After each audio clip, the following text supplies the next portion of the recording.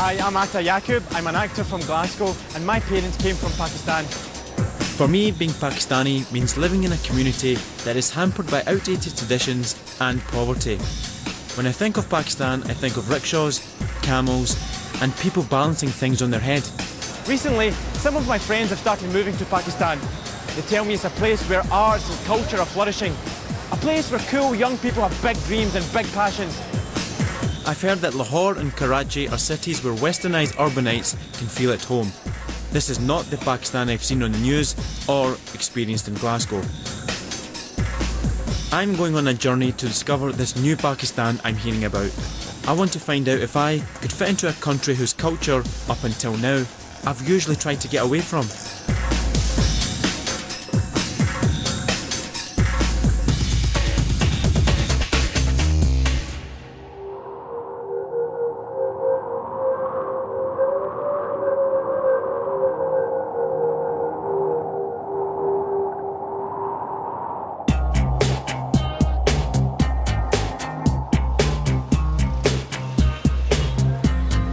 Karachi seemed like the natural place to start my journey.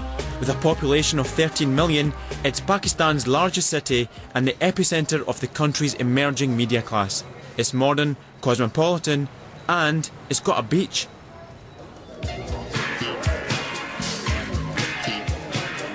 My first mission was to make some friends. Luckily, there was a glamorous event being held at the hotel I was staying in. I used my brand new BBC credentials to get in. The only problem was, I didn't have a clue who anyone was. You must be famous. Are you guys famous? You famous? This was Pakistan, but not as I knew it. It looked glamorous, alluring and sophisticated. I was hooked already. So what's happening here? Is this the biggest thing in Pakistan? This? Yeah. It is? Yeah. Is it? I'm supposed to say that. No, is it the biggest thing in Pakistan? Well, actually, yes, it is. It is. It turned out I was at a press conference for the Lux Style Awards, Pakistan's version of the Oscars. I was mixing with the equivalent of Kate Moss, Bono and Giorgio Armani. I'm very proud to be Pakistani, but there's so much talent just starting here. You know, even I get very starstruck sometimes when I'm at the Lux Style Awards. Adnan apparently has heard about me. Have you heard about me? I've heard about him. Yeah, absolutely. I was in Glasgow for a film festival and people thought I was him. Bingo! Adnan was a model, stroke actor, stroke director, and was exactly the person I needed to gain entry to this glamorous world. Ali Zafar, biggest pop sensation in Pakistan right now. After a few hours of unashamed networking, I had a pocket full of contacts and an invite to a small after party. I was hanging with model Vaniza and designer Hassan Sheriar. Watching them do an impromptu photo shoot, I couldn't help comment on how modern they seemed for Pakistanis. Like when I go abroad and I tell people I'm a Muslim, they're like shocked. Still, they're like, wow, you're Muslim, you're Pakistani, you can't get over it. And so when I count to three, we'll turn. Also at the party was British-born photographer Zubs. He came over for a wedding and was so amazed by the new Pakistan he decided to stay. In a short space of time, he's established himself as a top photographer. People over here are so much more modernised than the Asians, and there's so much going on. And they're really exposed to media, to MTV. It's like the MTV generation. Also, if I make that in, more than ever before, because of the electronic media boom that we have in this country, what's happened is that for the first time, people in this country are more exposed than they ever have been before. They have access to the internet, they have access to countless television channels that they never had access to before.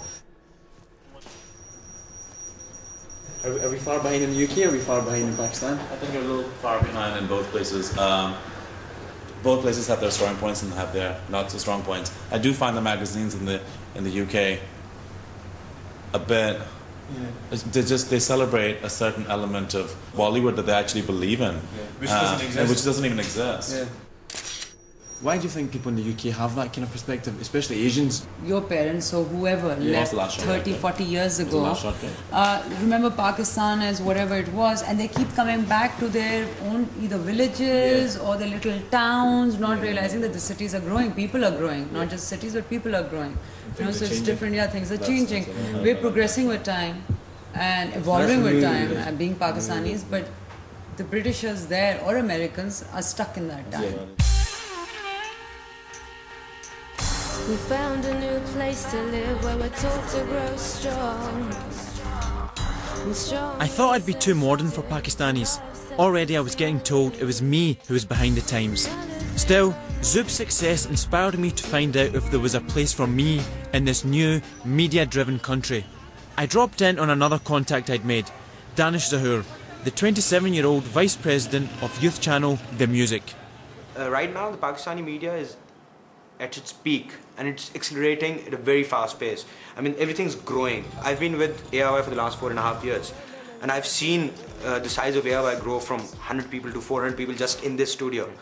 And it's a multiplier effect all across the board. We've gotten more producers, more directors, more private production houses. It's just growing, more actors. How about you coming down? I would love to come down. Before I had a chance to tuck my shirt in, there I was, representing Britain, my mum and the BBC on Pakistani television. I'm very well, thank you. Hot, but good, thanks, yeah. And how is it? Have you been to Pakistan before? It's my first time back after 20 years. 20? 20 years, yeah. My interviewer was the motor-mouthed VJ Natasha. She works without a script. Thankfully, she didn't ask me what my favourite colour was. You know, a while ago, it was very difficult for a girl to be wearing what I'm wearing right now on TV. You're wearing... Yeah, but you have to realize where we're coming from. So it was quite a big jump because, you know, you have people judging you. That's the only thing. A lot of young girls want to look like you. A lot of young guys want to date you. A lot of parents don't want their kids watching you because they don't want them getting influenced by, you know, I want to wear jeans too, stuff like that. Because we still have a large population where girls aren't allowed to talk to guys. But I think if parents actually consciously sit and watch us and they see that, you know, it's nice, it's decent, there's no limits being crossed, maybe they'll open up a bit with their kids as well. Maybe it was just westernised girls parents had a problem with. If Waqar Zaka was anything to go by. Hi everyone, I'm Waqar and welcome to Living on the Edge. Our time is gone. They certainly didn't have a problem with their children volunteering to do life-threatening stunts on his reality show. I invite people to come on my show and perform extraordinary dares, extraordinary tasks. It's a kind of show where anyone can come and perform extraordinary things. There was a girl in my show who is about 16 years old. She came to my show and she pulled a car with her hair.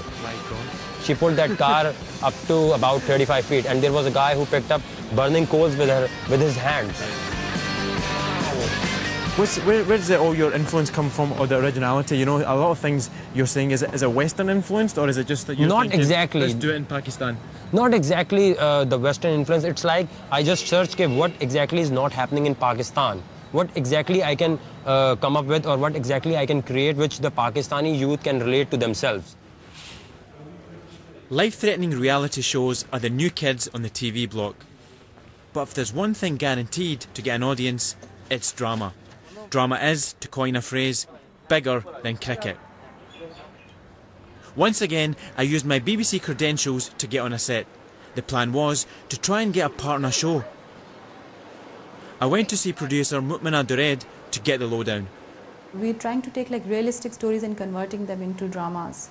Stories that every person would be able to relate to. Mostly we target women, not men. But because we think that women are the ones who are the real drama watchers and not men. And all the stories that can make a woman laugh, cry, feel something, those are the stories that we take and we dramatize. So that's enough, okay? No, I don't think that is enough. Mutmina said I could try out for a part. I thought all I'd have to do was a bit of Bollywood. But Pakistan drama, I found out, is not the same as Bollywood. 5 or 10 years we tried to create something related to India like Bollywood style, but it didn't work actually. So what we wanted to do, we just wanted to create a drama, okay, with the Pakistani style. A Pakistani style meant lots of dialogue, and lots of dialogue meant lots of